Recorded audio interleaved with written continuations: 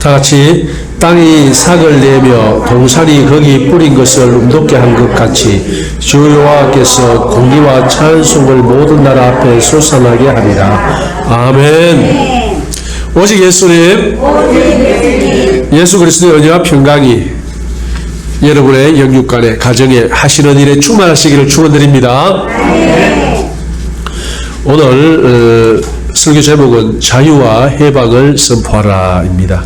오늘 1절에 보면은 자유, 포로된 자에게 자유를, 갇힌 자에게 노임을, 그러니까 해방을 선포한다라고 말씀하셨습니다.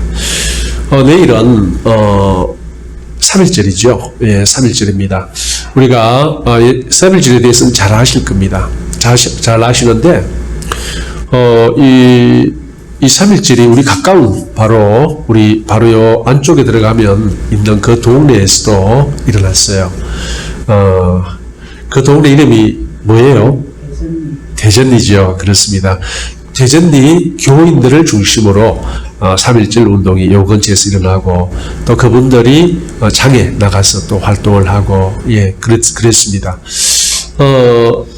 멀지 않은 이야기입니다. 물론 역사적으로는 이제 그때 태어나셨던 분들이 지금 살아계신 분들은 거의 없는데 정말 거리적으로는 우리와 가까운 이야기입니다. 그러면은 이 대전리에서도 누가 중심이 되느냐? 교회 다니는 사람들이 교회를 중심으로 3.1 운동을 했어요. 그리고 여러분 잘 아시다시피 3.1 운동을 할 때에 우리 그 당시에 이 민족 대표 33인이 있습니다. 33인이 있는데 그 중에 16명, 거의 반이죠. 16명이 기독교인이에요. 기독교인인데, 그런데 그러면 그 당시에 기독교가 많았느냐? 한 50% 됐느냐? 만약에 그 당시에 기독교가 50% 하면은 그 중에 16명이 기독교인이라면은 전혀 이상 없지요. 비율적으로, 그죠? 그런데 그 당시에 기독교인이 얼마였냐면은 1.2에서 1.5% 가량 됐어요. 1.2에서 1.5% 가량. 그런데 왜 그렇게 기독교인이 많을까? 그 자유와 해방을 위한 운동에 기독교인이 많을까? 그리고 왜 대부분 이 3.1 운동이 교회를 중심으로 기독교인을 중심으로 일어났는가? 이유는 단순합니다. 오늘 1절에 그 내용이 나와 있습니다. 1절 한번 보십시오. 주 여호와의 영이 내게 내리셨으니 이는 여호와께서 내게 기름을 부으사 가난한 자에게 아름다운 소식을 전하게 하려 하심이라. 나를 보내사 마음이 상한 자를 고치며 포로된 자에게 자유를, 갇힌 자에게 노임을 선포하며, 이렇게 말씀하세요. 그러면 내게 영이 뭐냐면은 주 여호와의 영, 성령을 이야기를 합니다. 성령이 내린 사람들이 하는 일이 뭐냐? 바로 이러한 일들을 하는 거예요. 자유케 하고 해방케 하는 일을 누가 한다고요? 바로 성령을 받은 사람이 주로 하는 일입니다. 그러니까 성령 받은 사람은 자유와 해방을 위해서 일하게 되어 있다라는 것입니다. 그래서 3.1 운동 때도 우리나라에서 그 당시 1.2% 내지 1.5% 밖에 되지 않는, 특히 이 남쪽에는 더 작았어요. 북쪽에는 많았고 남쪽에는 기독교인이 북쪽에 4분의 1 내지 5분의 1밖에 안 됐어요. 훨씬 작았어요. 그럼에도 불구하고 거의 모든 3.1 운동이, 자유와 해방을 위한 운동이 교회를 중심으로, 기독교를 중심으로 일어났다는 거예요. 바로 딴 이유 아닙니다. 그 심령 속에 여호와께서, 여호와의 영이 함께 함으로 그러한 일이 일어난 것입니다. 그래서 참으로 오늘날도 자유를 위해서 싸우는 사람들의 특징은 단순합니다. 누구냐면 바로 여호와의 영이 임한 사람들, 여호와의 영이 함께하여 하나님의 사람으로 된 사람들. 사실 다 교회 다닌다고 하나님의 사람은 아닙니다. 여러분 다 잘 알지 않습니까? 교회 다닌다고 하나님이 사람이 아니고요. 여호와의 영이 함께해야 그 사람이 바로 하나님의 사람이라고 성경은 분명히 이야기를 하고 있습니다. 그래서 이분들은 주로 이제 어떤 일을 하느냐, 1절부터 11절까지 다 그 내용이에요. 그 내용인데, 먼저 이분들은 주로 무슨 일을 하느냐? 자유와 해방을 위해서 이 일을 한다. 또 4절 한번 보십시오. 그들은 오래 황폐되었던 곳을 다시 쌓을 것이며 옛부터 무너진 곳을 다시 일으킬 것이며 황폐한 성읍 곧 대대로 무너져 있던 것들을 중수할 것이며 이렇게 얘기를 합니다. 바로 다시 재건을 한다는 거예요. 재건. 누가 참으로 올바른 재건, 재건을 할 수 있느냐? 올바른 개혁을 할 수 있느냐? 그것은 바로 성령께서 함께 하시는 하나님의 사람들이 이 일을 올바르게 할 수 있다는 거예요. 많은 사람들이 이건 잘못됐다. 그래서 우리가 새로 고쳐야 된다. 변화시켜야 된다. 개혁해야 된다. 진보해야 된다. 다 좋습니다. 하지만 참으로 올바른 진보, 올바른 개혁, 올바른 변화는 누가 가져올 수 있느냐? 하나님의 영이 함께하는 사람들이 할 수 있다는 거예요. 그래서 성경에는 정말 하나님 마음에 합한 그 한 사람을 찾기 위하여 찾고 또 찾는 하나님의 심정이 나타나 있습니다. 왜 그렇습니까? 그 사람을 통하여 하나님은 일을 하십니다. 참으로 하나님 마음에 합한 한 사람, 자기 생각, 뜻, 계획, 노력, 지식, 지혜, 자기 것, 인간적인 것, 세상적인 것 다 내려놓고 하나님의 영으로 충만하여 하나님의 말씀으로 살아가는 그 한 사람이 있으면요, 그 한 사람을 통하여 하나님은 일하시는 거예요. 그래서 오늘 이 본문에도 하나님의 영이 함께한 사람이 바로 그러한 사람이라고 이야기를 하며 그 사람만이 진정한 개혁과 진정한 재건과 진정한 변화를 일으킬 수 있다는 겁니다. 참다운 변화. 또 그 사람들이 뭘 합니까? 6절 보면요, 너희는 여호와의 제사장이라 일컬음을 받을 것이며. 여호와의 제사장이 뭐 하는 겁니까? 물론 구약시대에 제사 지내는 거예요. 제사 지내는 게 주 일입니다. 그런데 제사 지내는 것으로 끝내는 것이 아니고 하나님의 말씀을 가르치는 일도 합니다. 하나님의 일을 맡아서 예배도 드리고 그리고 하나님의 말씀을 가르치는 한마디로 지도자들입니다. 누가 지도자가 되어야 되는가? 이것도 답은 하나입니다. 바로 하나님의 영으로 충만한, 성령 충만한 사람들이 지도자가 되어야 됩니다. 이 사람들이 지도자가 될 때에 그 백성은 평안합니다. 그리고 안전하고, 그리고 계속해서 나오지만 기쁨과 즐거움이 넘쳐납니다. 그런데 그렇지 않을 때는 어떻게 됩니까? 항상 어려움을 겪습니다. 굉장히 환난과 고난을 당할 수 있다는 거예요. 그래서 앞으로 우리 한 사람 한 사람이 성령 충만하여 이러한 사람이 되어야 될 뿐만 아니라 정말 지도자라면은, 우리 민족의 지도자, 우리 국가의 지도자라면은 누가 정말 자기 인간적인 걸 내려놓고 하나님의 뜻에 순종하며 하나님의 영에 의하여 움직이는 사람인가, 그것을 잘 보고 분별해야 될 것입니다. 근데 사실 오늘은 정말 어렵습니다. 왜 어렵느냐? 우리가 다 대통령 뒤에 봤잖아요. 장로 대통령도 있었고, 장로 국회의원도 많이 있고요. 또 안수집사 국회의원도 많이 있고, 기독교인이라는 사람들이 엄청나게 많이 국회에 들어가 있습니다. 국회에 들어가 있어요. 국회 조찬 기도회 기독교 모임을 하는데 이렇게 보니까, 아이고, 이 사람 완전히 주사파들인데, 주사파들이 왜 그래, 거기 기독교인 모임이 많이 있는지. 그래요. 그러니까 그 사람들은 안 되는 겁니다. 그 사람이 명목상으로는 기독교인이라 하지만 그 심령은 하나님의 사람이 아닌 거예요. 하나님의 말씀에 기반해서 살아가는 것이 아니고 자신의 사회주의 이념, 철학, 사상, 철저히 세상적이고 인간적이고 특히 반하나님적인, 하나님과 반대하는 것에 사로잡혀서 살아간다는 거예요. 그런 사람은 절대 지도자를 세우면 안 됩니다. 그런 지도자는 나라를 흥하게 하는 것이 아니고 나라를 망하게 합니다. 미국은 어떻습니까? 미국은요, 대통령이 선서를 할 때, 대통령 취임 선서를 할 때 성경에다 손을 얹고 선서를 합니다. 성경에다가. 그게 무슨 말입니까? 지금이야 많이 퇴색했지만, 그 믿음이 다 가버렸지만, 기본적으로 이 옛날 이 사람들은, 대통령들은 믿음의 바탕을 했습니다. 그래서 오늘날 미국은 패권국이 되었습니다. 세계에서 가장 힘센 나라가 되었어요. 미국이 얼마나 힘센지 아세요?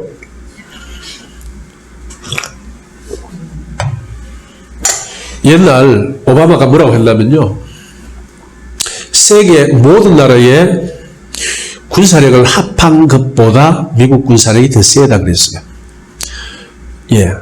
그리고 그것을 분석해 놓은 어떤 제가 자료를 봤는데, 실제로 세계 모든 군사력을 합해도 미국 군사력을 따라가지 못합니다. 이러한 나라가 된 근본적인 바탕은 바로 그들이 성경에 손을 얹고 어떻게 해서든지 하나님의 뜻대로 살아가려고, 국가 시스템이 첫째 하나님의 뜻대로, 그리고 그 구성원들이 하나님의 뜻대로 살아가려고 그렇게 했기 때문에 그렇습니다. 하지만 오늘날은 정말 많이 퇴색되었어요. 퇴색되었는데 두고 볼 일입니다. 만약 그들도 하나님을 떠나고 성령님의 인도함을 받지 않는다면, 말씀의 근본을 두지 않는다면 그들도 결국 허망하게 패권의 자리를 물려줘야 될 것입니다. 자, 그리고 계속해서 8절을 보십시오. 무릇 나 여호와는 정의를 사랑하며 불의의 강탈을 미워하며 성실히 그들에게 갚아주고 그들과 영원한 언약을 맺을 것이라. 자, 이게 누구한테 하는 말이냐면요, 이 정의 사랑하며 불의의 강탈을 미워하며 성실한 그들에게 갚아주고 그들과 그들 바로 여호와의 영을 받은 사람들에 대한 이야기입니다. 여호와의 영을 받은 사람은 여기 나와 있듯이 정의를 사랑해야 합니다. 여호와께서, 하나님께서 사랑하는 정의를 사랑하고 불의의 강탈을 미워하며 성실로 그들을 갚아준다고. 그리고 그들 바로 여호와의 영을 받은 사람과 영원한 언약을 맺는다고 하였습니다. 성경에는 예수님께서 두 가지 비유로 나눠준다는 이야기가 있습니다. 두 가지 비유. 여기 정의가 뭐냐? 정의는 자기가 행한 대로 갚아주는 것이거든요. 정의는 자기가 행한 대로 갚아주는 것. 선을 행하면 상으로, 악을 행하면은 벌로 갚아주는 게 이게 정의입니다. 선을 행했는데 악으로 갚아준다든가, 악을 행했는데 상으로 갚아준다든가, 이게 바로 정의가 무너진 것입니다. 성경에는요, 예수님께서 골고루 나눠준다는 이야기가 두 가지 나옵니다. 하나는 달란트 비유, 마태복음 25장에 나오죠. 하나는 머나 비유입니다. 누가복음 19장에 나옵니다. 이 달란트 비유, 이 달란트가 뭐냐면은 원래는 무게 단위예요. 무게 34kg쯤을 한 달란트라고 합니다. 그런데 예수님께서 이 비유의 말씀을 하시고 그 뜻이 변화됩니다. 뭐로 변화되느냐? 달란트가 재능으로 변화됩니다. 그래서 탤런트 할 때 그 사람들은 이제 재능 있는 사람들이라는 뜻이죠. 이 달란트가 재능, 원래는 무게 단위가 재능으로 변화되게 된 계기가 바로 예수님이 달란트 비유를 하신 때문입니다. 그런데 그 달란트를 나눠주는데 어떻게 나눠줍니까? 금 1달란트, 2달란트, 5달란트. 금 1달란트가 금 34kg입니다. 그 당시에는 무게로 쓰였으니까요. 그러면은 오늘날 돈으로 환산하면은 뭐 어떻게 될까요? 30억이 넘습니다. 30억이 넘는 돈이에요. 오늘날 금값으로 환산하면은. 자, 30억이 넘는 돈을 하나 또는 두 개 또는 5개씩 나눠줬습니다. 머나는 뭐냐면요, 머나는 그 당시에 3달치 임금에 해당하는 가치가 있습니다. 오늘날 대략 잡아본다면은 한 1,000만 원의 가치가 있습니다. 근데 이 머나는 또 어떻게 나눠주냐면 똑같이 나눠줍니다. 한 머나씩. 그러니까 우리가 받은 것이 뭐냐? 하나님으로부터 받은 것. 차등되게 받은 것이 있고 같이 받은 것이 있다라는 거예요. 차등되게 받은 것이 있고 같이 받은 것이 있습니다. 그러면 차등되게 받는 것은 뭐냐? 엄청난 차가 있다라는 거예요. 엄청난 차. 그게 뭡니까? 그게 모든 사람이 알고 있는 재능이라는 거예요. 재능은 엄청난 차등을 하나님께서 주어줬어요. 그런데 놀라운 것은요, 5달란트 받아서 5달란트 남긴 사람, 2달란트 받아서 2달란트 남긴 사람, 이 받는 칭찬은 똑같다는 겁니다. 받는 칭찬은 똑같아요. 그게 뭡니까? 하나님은 달란트를 나눠줄 때에 차등되게 나눠줬지만 비록 작게 달란트를 받은 사람에게 그 이상의 것을 원하는 것이 아니고 그 하나님께서 애초에 계획하신 1달란트 받았으면 1달란트 정도만 남기면은 그 사람은 착하고 충성된 종이라고 칭찬받게 된다는 것입니다. 그런데 또 차등되게 받는 게 있어요. 똑같이 나눠줬는데 뭐라 비는 그겁니다. 다르게 나누잖아요. 어떤 사람 하나, 어떤 사람 2나 5나 10나를 나누는 거예요. 예. 그 사람들한테는 또 그만큼의 이 공을 다스림, 그만큼의 공을 다스림을 줍니다. 이렇게 차등되게 받고 또 동등하게 똑같이 동일하게 받고 그게 우리 삶에도 있다는 거예요. 그래서 우리는 정말 우리가 이 땅에서 살아갈 때에 꼭 동등하게 모든 사람이 동등하게 태어나면서 받는 것이 무엇일까를 생각해보고 또 다 다르게 받은 우리 재능은 무엇일까 생각을 해봐야 됩니다. 그 두 가지 생각 사이에서 잘 조율을 해서 그리고 이 세상에서 일어나는 평등에 관한 것을 우리는 바라봐야 됩니다. 획일적 평등은 결코 하나님이 원하시는 바가 아닙니다. 성경에 획일적 평등은 없어요. 획일적 평등은. 철저하게 자기가 행한 대로 갚아주는 것이 성경의 가르침입니다. 그것이 뭐라고요? 바로 정의입니다. 정의 실현은 그것을 이야기를 하는 거예요. 그리고 법의 목적이 바로 정의의 실현이 있습니다. 이렇게 법의 목적인 정의의 실현이 잘 되면요, 그 사회는 건전한 사회가 됩니다. 나쁜 짓을 했는데도 승승장구하고 정말 선하게 정말 유익을 끼치며 살아왔는데도 그 사람의 대우가 영 아니라면은 그 사회는 불의한 사회가 되고 그 사회는 바르게 노력하지 않는 사회가 되는 거예요. 우리는 정의로운 사회를 만들어야 됩니다. 그런데 우리 예수 믿는 사람들의 정의는 뭐냐? 성경적 정의입니다. 성경적 정의. 획일적인 평등이 아니고요. 행한 대로 갚아주는 것. 그것이 성경에서 말하는 정의고 오늘날 사회는 좀 다릅니다. 사회는 때에 따라서 인간적인 정의, 획일적인 정의를, 평등을 더 강조할 수도 있고 또 알릴 수도 있지만 하나님의 정의는 그렇다는 것입니다. 이걸 누가 실천하고 누가 이룬다고요? 바로 성령이 함께하는 사람, 하나님의 영이 함께하는 사람들이 이러한 일을 할 수 있다는 겁니다. 그리고 결국 10절 보십시오. 내가 여호로 말미암아 크게 기뻐하며 내 영혼이 나의 하나님으로 말미암아 즐거워하나니. 자, 이러한 사람들의 특징은 뭐냐면요, 바로 자신의 가장 기쁨과 즐거움은 누구냐? 예, 오늘 우리 찬송에서도 했다시피 예수로 나의 기쁨, 즐거움을 삼는 자들입니다. 여호와 하나님으로 나의 기쁨과 나의 즐거움으로 삼는 자들이 누구라고요? 성령 받은 사람들, 하나님의 영이 함께하는 사람들입니다. 결국 그들에게 하나님은 그분의 나라를 주시기를 기뻐하는 겁니다.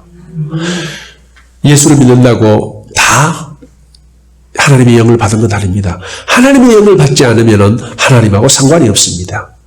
예수 그리스도가 나의 구주로 내 안에 계시다는 말은 바로 성령께서 나와 함께 하신다는 그 말을 다르게 표현한 것입니다. 오늘날은 예수를 믿는다고 하지만 오히려 하나님을 대적하는 자들이 너무나 많습니다. 오늘날은 너무나 많아요. 제가 여러분 그 부분에 대해서는 이야기해서 잘 알고 있을 것입니다. 그 사람들은 결코 하나님의 나라를 위협으로 받지 못할 것입니다. 도리어 하나님께서 불의한 자들, 하나님을 배반한 천사들을 위하여 예비한 그곳에서 영원한 벌을 받게 될 것입니다. 그리하여 우리는 더더욱 성령 충만하기를 기도하고 내 뜻, 내 생각, 내 욕심 다 내려놓고 하나님의 말씀대로 살아가려고 기도하고 애써야 됩니다. 우리가 간절히 바라고 바랄 때 성령께서 도와주시고 역사해 주시는 것입니다. 3.1절은 결국 누가 일으켰느냐? 우리 대한민국 국민들이 일으켰는데 누가 주축이 됐느냐? 바로 교회 다니는 기독교인이 주축이 됐다는 거예요. 왜 그 사람들이 주축이 됐을까? 이유는 단순합니다. 바로 하나님의 영이 함께했기 때문에 그렇습니다. 오늘날 광화문에 가는 많은 사람들, 광화문 집회에 작년에는 모였죠. 재작년에 했죠. 재작년에 광화문 집회에 있을 때 처음에 많이 모일 때는 여러 사람들이 많이 모였지만 나중에 최대한으로 모이는 것이 아니고 수만 명 모일 때는 대부분 기독교인입니다. 기독교인 어떤 사람요? 성령의 사람입니다. 성령님 다시 말해서 여호와의 영이 함께하는 사람들이 참 자유를 추구해서 참 자유를 지키려고 거기에 모였던 거예요. 그 사람들이 많이 알아서 많이 배워서 간 게 아닙니다. 왜 갔을까요? 그 마음의 부름, 그 내면의 강력한 열망으로 인해서 그 자리에 섰던 거예요. 그게 뭡니까?